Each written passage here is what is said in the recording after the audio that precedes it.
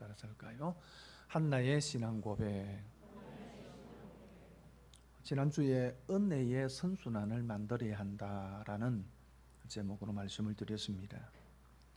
한나는 아이를 낳지 못하는 아픔과 더불어서 둘째 부인 브닌나의 괴롭힘을 인하여서 하나님 앞에 통곡하며 기도했습니다. 뿐만 아니라 하나님께서 아들을 주시면은 그 아들을 나시리로 구별하여서 평생 하나님을 섬기는 사람으로 하나님께 드리겠습니다라고 서원하며 헌신의 기도를 했습니다. 하나님 이런 한나의 기도를 들어주시고 한나에게 아들을 주셨습니다. 한나는 그 아이가 젖될 때쯤 되어 아이를 데리고 성막이 있었던 실로로 데리고 가서 서원한 대로 하나님께 드렸습니다. 한나는 아들 사무엘이 하나님께서 주신 아들이라는 것을 잊지 않았습니다. 다시 말하면은 하나님의 은혜를 잊지 않았던 거죠. 그것을 통해서 악순환의 사사시대를 살았지만은 은혜의 선순환, 축복의 선순환을 만들어 갔습니다. 오늘 본문의 말씀은 한나의 기도입니다. 기도이지만 그가 아들이 없어 하나님 앞에 통곡하며 눈물로 기도했던 그 기도와는 다른 기도입니다. 은혜로 얻은 그 아들을 성전에 맡기면서 하나님께 올려드린 기도입니다. 기도이지만 하나님을 향한 찬양이었습니다. 한나는 아이를 잉태할 때에 더없이 기뻤을 것입니다. 그리고 그 아들을 출산하면서 또 더더욱 기뻤을 것입니다. 그런데 한나는 그 아들을 하나님께 드리면서 더없이 기뻐했습니다. 너무나도 기쁜 날이기 때문에 지난 시간을 되돌아보면서 하나님은 어떤 분이신가? 하나님은 나에게 이런 분이었습니다 라고 하는 그 하나님에 대한 신앙 고백을 하면서 그것을 기도로 또 찬양으로 표현한 것입니다. 이런 한나의 기도와 찬양, 신앙 고백 속에 하나님은 어떤 분이셨는가 라는 것입니다. 한나에게 하나님은 어떤 분이셨는가 하는 것을 살펴보면서 오늘 저와 여러분에게 있어서 하나님은 어떤 분이고 또 어떤 분이어야 하는가 하는 것을 생각해 보려고 합니다. 첫 번째 한나가 생각한 하나님, 그가 믿는 하나님은 첫째는 따라서 할까요? 유일하신 하나님이시다. 유일하신 하나님입니다. 2절 말씀해 보니까 여호와와 같이 거룩하신 이가 없으시니 이는 주밖에 다른 이가 없고 우리 하나님 같은 반석도 없으심이니이다. 그렇게 고백합니다. 없으시니 또 다른 이가 없고 또 없으시니이다. 없다는 말을 계속 반복하고 있습니다. 무슨 말입니까? 하나님 외에 다른 신이 없다는 것입니다. 하나님을 빼버리면은 남는 것이 아무것도 없다는 것입니다.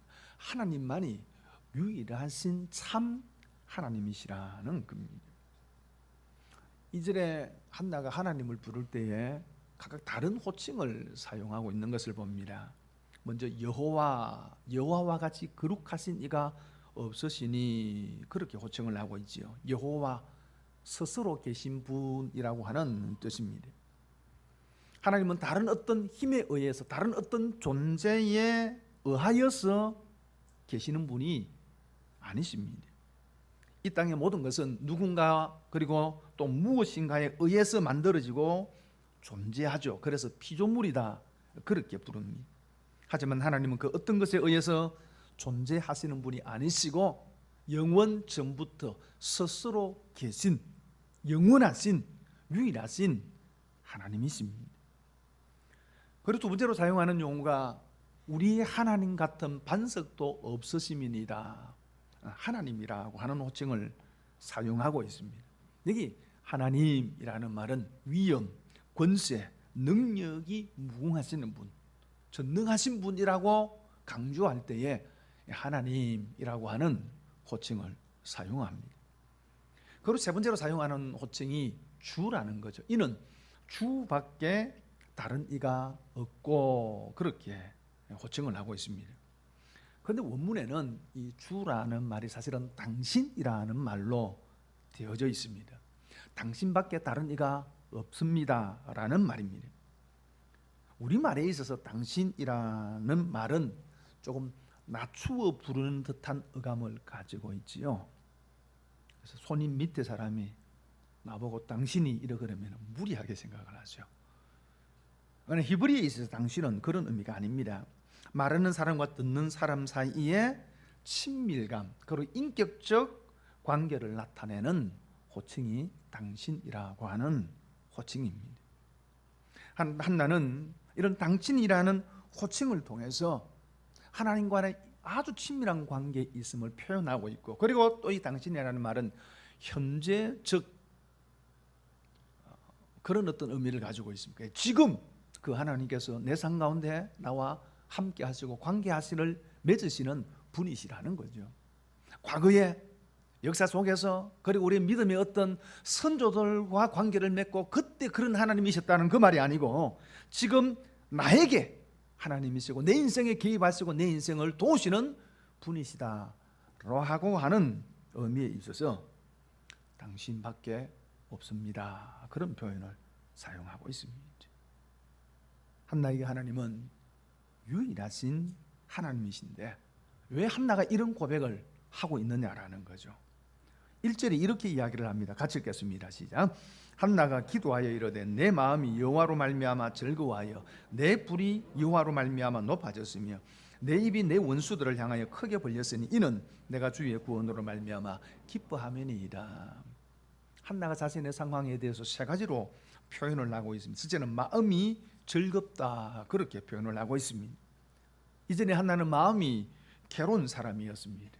임신을 하지 못하는 아픔, 둘째 부인 버닌나의 사사건건 시비를 거는 그런 괴롭힘 속에서 견딜 수 없는 마음의 아픔을 가졌던 사람입니다. 그런데 그가 이제 아들을 낳고 마음이 즐거웠다는 거죠. 그리고 두 번째로는 뿔이 높아졌다, 그렇게 이야기를 합니다. 뿔은 가치, 위험, 능력, 권세를 의미하는 말입니다. 이전에 한나는 늘 위축되어져 있습니다. 자신에게 있는 약점으로 말미암아서 어깨를 한번 제대로 펴지 못하는 그런 삶을 산 여인입니다. 그런데 그 아들을 낳고 이제는 뿔이 높아졌습니다. 그의 상태와 지위가 변했다는 것입니다. 이제는 어깨를 펼 수 있었고 이제는 고기를 들 수 있었다는 것입니다. 그리고 세 번째로는 입이 크게 열렸다, 그렇게 말합니다. 이전에는 버닌나가 째려보면서 아도 못 낳는 게 한마디 하면 할 말이 없었어요. 그렇게 괴롭혀도 입 한번 뻥끗할 수 없었는데 이제는 입을 크게 열어 말할 수 있게 되었다는 겁니다. 이 모든 것이 어떻게 가능했습니까? 하나님 때문이죠. 그래서 이렇게 계속 이야기합니다. 여호와로 말미암아, 여호와로 말미암아. 하나님으로 인해서 가능했고 하나님 안에서 가능할 수 있었다는 것입니다. 그래서 고백합니다. 하나님밖에 없습니다. 당신밖에 없습니다. 하나님이 없으면 나는 아무것도 아닙니다 라고 고백하는 거예요. 그래서 좀 어떻게 보면은요, 아들 하나 낳고 되게 위세를 떠는 것 같습니다. 그렇잖아요, 그죠? 버닌나는 적어도 아들 둘, 딸 둘 이상을 낳았거든. 성경에 정확한 숫자를 이야기하고 있지 않지만은 다 복수로 사용하고 있습니다. 적어도 아들 둘 이상, 딸 둘 이상을 낳았습니다. 그런데 겨우 아들 하나 놓고 무슨 위세 부리는 것도 아니고 그런 겁니까? 그렇지 않습니다. 한나가 지금 이렇게 하나님 앞에 감사하고 노래하고 하나님을 찬양하는 이유는 하나님께서 자신에게 얼마나 많은 것을 베풀어 주셨느냐에 있는 것이 아니고 하나님께서 어떻게 나의 아픔과 나의 고통에 응답해 주시고 해결해 주시느냐라는 거예요. 1장 20절에 보니까 한나가 임신하고 때가 이름에 아들을 낳아 사무엘이라 이름하였으니 그렇게 말씀을 하고 있습니다. 때가 이름에, 이 말은 한나가 임신을 하고 이제는 10개월이 이르러서 되어서 때가 되매 아들을 낳았다는 그 말이 아닙니다. 그런 의미가 아닙니다. 여기 때라는 것은 하나님께서 한나의 고통과 아픔을 끝낼 때를 이야기를 하는 거예요. 하나님은 한나의 아픔을 아셨고 기억하셨고 그것을 끝낼 때를 준비하셨다는 것입니다. 그리고 그 때에 아들을 주심을 통해서 그 모든 아픔을 끝내셨다는 것입니다. 그러니 한나는 아들 하나를 놓고 그렇게 기뻐하고 하나님을 찬양한 것입니다. 하나님밖에 없습니다. 내 인생에 하나님 빼면은 아무것도 아닙니다. 하나님이 내 인생의 최고입니다. 하나님이 내 인생의 가장 우선입니다. 하나님이 내 인생의 1등입니다. 그렇게 고백한 것입니다. 사랑하는 형제 여러분, 여러분에게 하나님은 어떤 분이 있습니까? 여러분에게 있어서 하나님은 몇 등쯤 됩니까? 하나님 당신은 3등이십니다라고 하는 글이 있습니다. 하나님 당신은 3등이십니다. 1등은 내가 하고 싶은 일, 2등은 해야 하는 일, 3등은 하나님을 만나는 일. 하고 싶은 일 다 하고 해야 하는 일도 다 마치고 그 후에 여유가 있으면 하나님을 만나줍니다. 하나님은 3등입니다.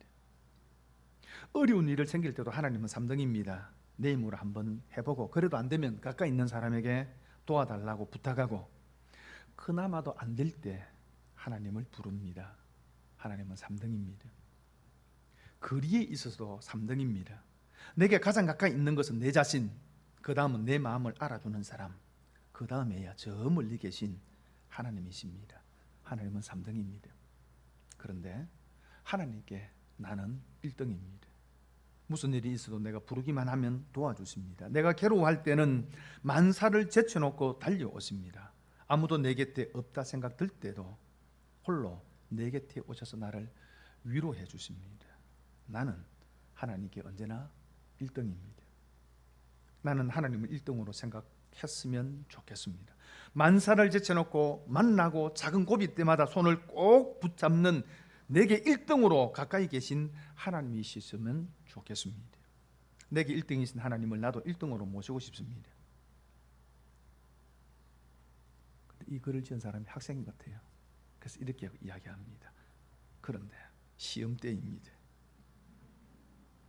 또 하나님이 3등으로 밀려날까 봐 걱정입니다. 하나님은 내게 1등이신 하나님이신데 하나님 당신은 3등입니다. 이 학생의 마음만 그럴까요? 오늘도 마찬가지 아닐까요? 우리에게도 여전히 우리는 하나님에게서 1등인데 우리에게 있어서 하나님은 여전히 3등이 아닌가라는 거죠. 한나에게 하나님은 1등이었습니다. 한나에게 하나님은 최고였습니다. 한나에게 하나님은 유일하신 하나님이셨습니다.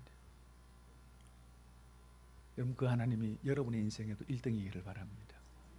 여러분의 인생에도 최고이기를 바라고요. 여러분의 인생에도 유일하신 하나님이 될 수 있기를 바랍니다. 그렇게 살아가는 저와 여러분 될 수 있기를 바랍니다. 그리고 두 번째로 모든 것을 다스리는 하나님입니다. 5절에 보니까 풍족하던 자들은 양식을 위하여 품을 팔고 줄이던 자들은 다시 줄이지 아니하도다. 전에 임신하지 못하던 자는 7을 낳았고 많은 자녀를 둔 자는 쇠약하도다 라고 고백합니다. 하나님은 풍족하던 자들을 그 양식을 위해서 날품을 하는 사람으로 그렇게 낮추실 수 있는 분이시라는 것입니다. 그러면 반면에 또한 줄이던 자들로 하루아침에 풍족한 삶을 살게 하시는 분이시라는 거죠. 전에 아이를 낳지 못하는 자들에게 7의 아이를 낳게 하시는 분이라는 거죠.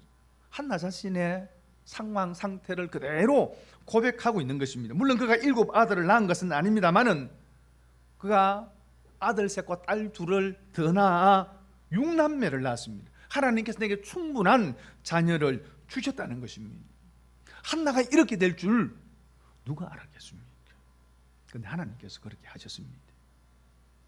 본문에 이렇게 이야기합니다. 6절에 여호와는 죽이기도 하시고 살리기도 하시며 서울에 내리기도 하시고 거기에서 올리기도 하시는도다. 죽고 살리고 하는 모든 생명의 주관자라는 거죠. 여러분 에스더스에 보면은 이스라엘 백성들이 바벨론 포로로 잡혀가 가지고 그 페레스 땅에 살면서 하만이라는 사람의 농간에 의해서 몰살당할 위기를 맞게 되었습니다. 날을 정해놓고 그날 온 페레스 지역에 조서를 내려서 누구든지 유대인들은 다 죽여도 좋다. 이런 끔찍한 일이 진행되고 있었습니다. 그리고 그 시작으로 모르드게라고 하는 유대인을 자기 집에 장대를 높이 달아놓고 자기에게 절하지 않는다는 이유로 모르드게를 그 장대에 달아 죽이려는 계획을 가지고 있었습니다. 근데 하나님께서 하루아침에 그 계획을 바꾸어 버렸어요. 대신 하만의 그 장대에 달려 죽게 됩니다. 참 죽고 사는 것이 하나님의 손에 있는 줄 믿습니다. 그 7절에 보니까 여호와는 가난하게도 하시고 부하게도 하시며 낮추기도 하시고 높이기도 하시는도다. 여러분, 부하게 되고 가난하게 되는 그 모든 것이 하나님의 손에 있다는 겁니다. 그래서 솔로몬이 이렇게 고백합니다. 여호와께서 집을 세우지 아니하시면 세우는 자의 수고가 헛되며 여호와께서 성을 지키지 아니하시면 파수꾼의 깨어 있음이 헛되도다. 너희들이 아침에 일찍 일어나고 늦게 누우며 수고하는 그 모든 것들이 헛되다. 여러분, 인생이 노력한다고 되는 것은 아니라 그 말입니다. 물론 그렇다고 해서 게으르라 그 얘기는 아니지 않아요. 그러나 인생이 노력한다고 다 되는 것이 아니지 않습니까? 우리가 늘 경험하지 않습니까? 정말 노력하는 만큼만 살 수 있다면은 아마 제가 볼 때 여러분 전부 다 지금 부자로 살 거예요. 그렇지 않잖아요. 하나님 손에 있다는 거죠.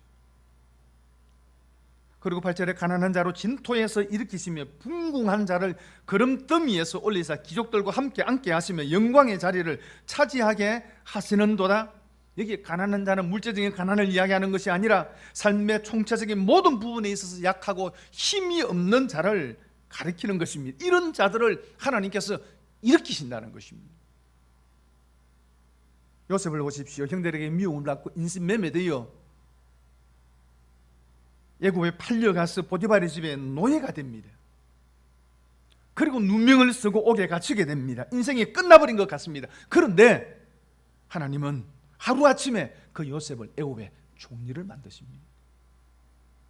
하나님은 노예가 되고 제수가 되는 것이 애굽의 총리가 되는 지름길로 만드시는 분이시라 그 말이에요. 능히 그렇게 하시는 분이십니다.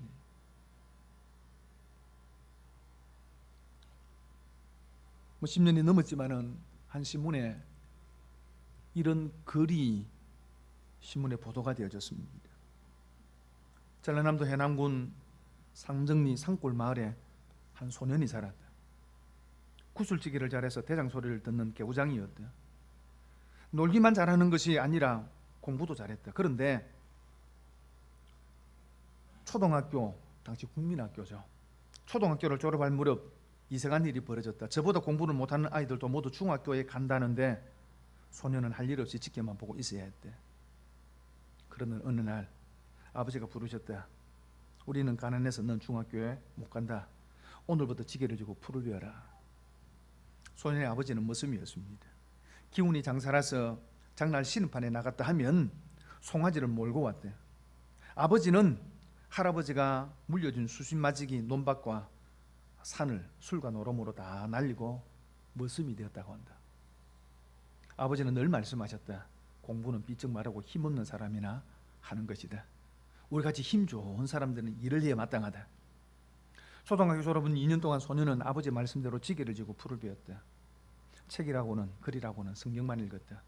그리고 오로지 공부를 하게 해달라고 기도했다. 소년은 3살부터 어머니를 따라 교회에 다녔다.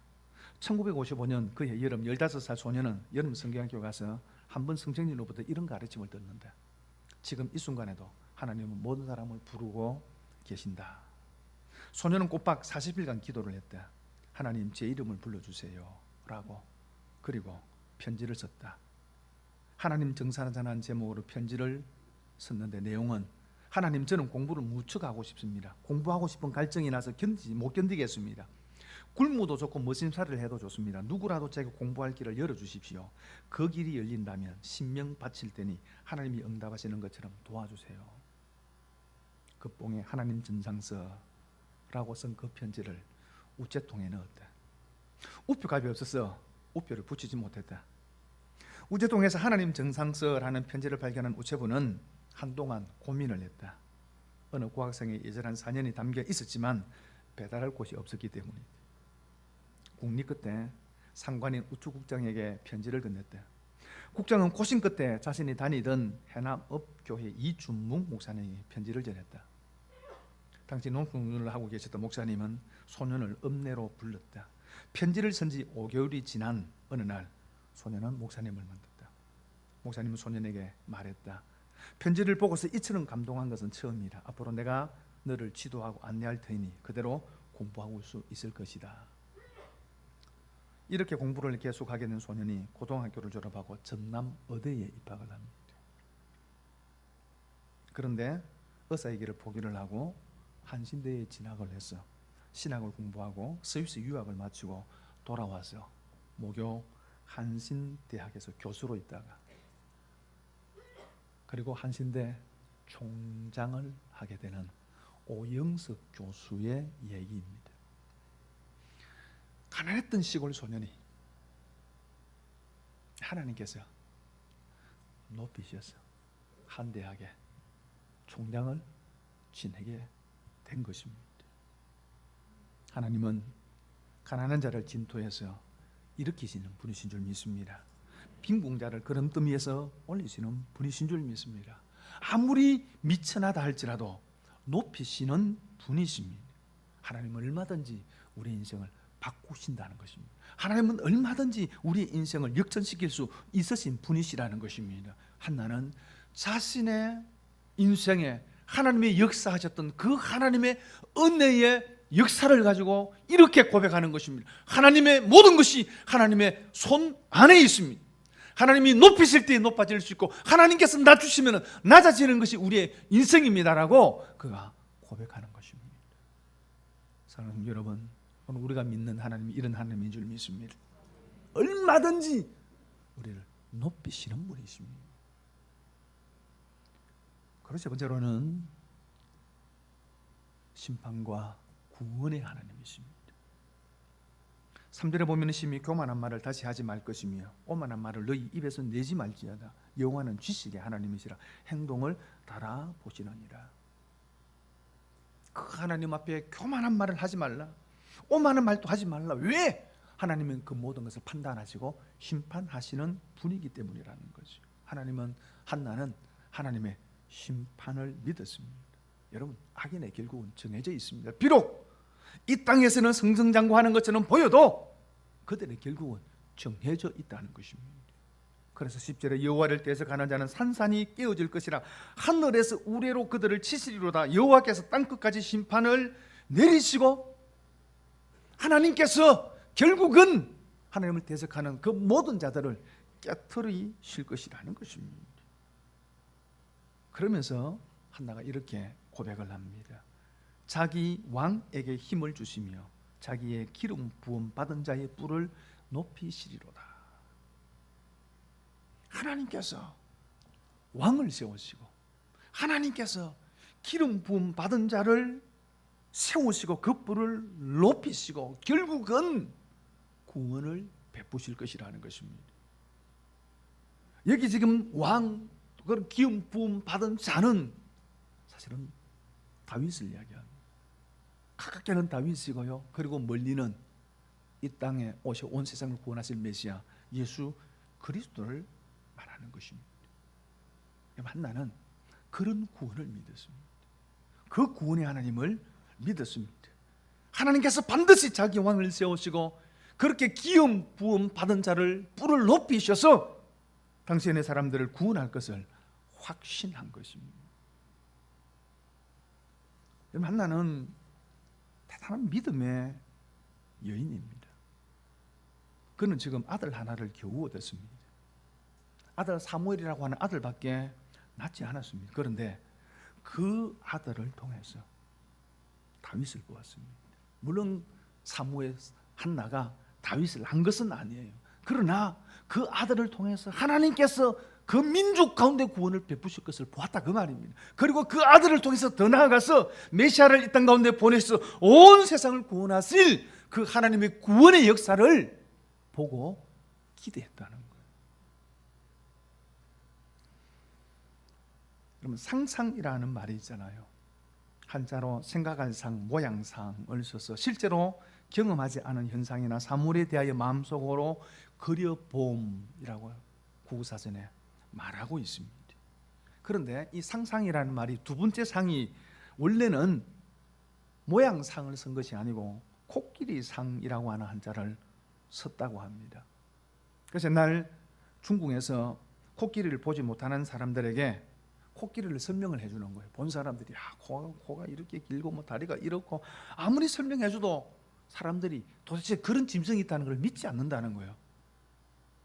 그 가장 좋은 방법은 코끼리를 끌고 와가지고 보여주면 되는데 그건 쉽지 않고, 그래서 코끼리 뼈를 구해다가 넣어놓고 보여주다는 겁니다. 그러면서 코끼리를 설명해 주다는 거예요. 요 코끼리는 코가 이렇고 다리가 이렇고 몸집이 이렇다라고 하는 것을 설명을 해주니까 사람들이 코끼리 뼈를 통해서 코끼리를 그려보았다라고 하는 말이 상상이라고 하는 말의 어원이라는 거죠. 여러분, 믿음은 이런 면에서 믿음도 상상입니다. 허상이 아니고요, 공상이 아니고요, 코끼리 뼈를 통해서 코끼리를 그리듯 지금 내 삶에 일어나는 작은 일을 통해서 하나님의 놀라우신 일을 상상하는 것입니다. 하나님께서 내게 주신 이 말씀이지만은 이 말씀을 붙들고 하나님께서 행하실 놀라우신 위대한 일을, 구원의 역사를 그려보는 것이 믿음인 겁니다. 그래서 히브리서 11장 1절에 뭐라고 이야기합니까? 믿음은 바라는 것들의 실상입니다. 요한복음 8장 56절에 이렇게 이야기합니다. 너희 조상 아브라함은 나의 때 볼 것을 즐거워하다가 보고 기뻐하였느니라. 여러분, 아브라함은 예수님보다도 2000년 전에 사람입니다. 그럼에도 불구하고 그 아브라함은 하나님께서 그에게 주신 약속의 말씀을 통해서 2000년 후에 오실 메시아 예수 그리스도를 보고 기대하고 기뻐했습니다. 여러분, 이 하나님을 기대하십시오. 하나님이 하실 일을 상상하십시오. 하나님이 하실 일을 그려보십시오. 여러분, 그게 믿음입니다. 한나가 그러했습니다. 비록 그가 아들 하나를 낳았지만 그 아들을 통해서 이 땅 가운데 보내실 다윗을 보았고, 그리고 그 아들을 통해서 온 세상을 구원하실 메시아를 본 것입니다. 오늘 여러분의 하나님께서 여러분의 삶 가운데 함께 하시는 줄 믿습니다. 오늘도 우리 삶 가운데서 하나님이 함께 하시며 증거들을 보여주시는 줄 믿습니다. 때로는 그것이 자꾸 보잘것없는 것처럼 보여진다 할지라도 여러분, 그것을 통해서 하나님의 하실 큰 일을 기대하십시오. 상상하십시오. 그려보십시오. 그리고 그 하나님을 신뢰하십시오. 하나님께서 여러분 가운데서 놀라운 일을 행하실 것입니다. 말씀을 정리합니다. 한나에게 하나님은 유일하신 하나님이 있습니다. 한 분밖에 계시지 않는 참 하나님이셨습니다. 한나에게 하나님은 전부였습니다. 하나님 외에 다른 그 어떤 것도 의미가 없었습니다. 그리고 그 하나님은 그의 인생을 바꾸시는, 영성케 하시는 하나님이셨습니다. 그리고 구원을 이루시는, 자신의 한나의 개인적인 삶의 문제 속에서만 역사하시는 하나님뿐만 아니라 이 온 세상에 하나님의 구원의 역사를 일으키시는 하나님이신 것을 믿었습니다. 오늘 저와 여러분들도 이 하나님을 믿고 신뢰하고 하나님 안에 하나님의 위대한 역사들을 경험하며 살아가는 저와 여러분들 될 수 있기를 바랍니다.